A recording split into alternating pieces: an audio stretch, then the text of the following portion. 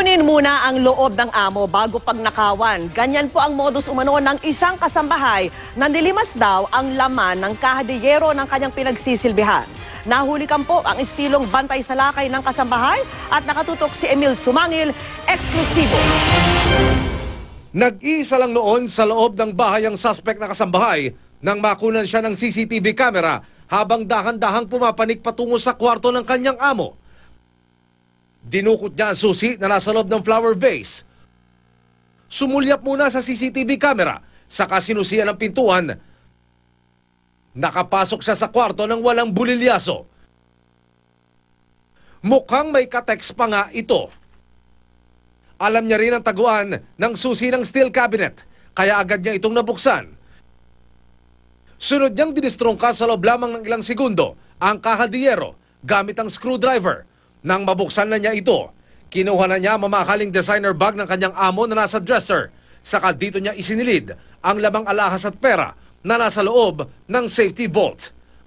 At bago umalis, iniayos pa ng kasambahay ang mga kahon ng mga alahas na kanyang tinangay, saka inilipat ang kahadiyero na parang hindi niya pinakialamanan. Humigit kumulang 7 million pesos ang natangay na suspect mula sa kanyang dating amo. Hawak na ng Quezon City Police District ang investigasyon sa kasong ito. Alahera ang negosyanteng si Solita Gadi.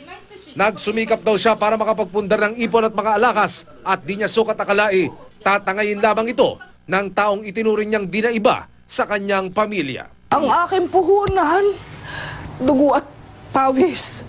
Matagal ako naghahanap buhay. Doble ang UP, nagtuturo ako, naghahanap buhay ako.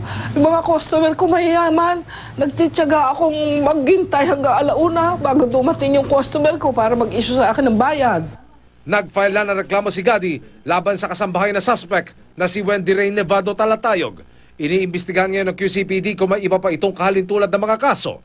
Lumalabas daw kasi na hustler sa pagnanakaw si Wendy at ang posibleng estilo nito, kukunin muna ang loob ng kanyang amo. Yung mga tao ay huwag magtiwala sa hindi masyadong kilala. Sana subukan na siya, magpakita ka na at gumaan ang kaso mo.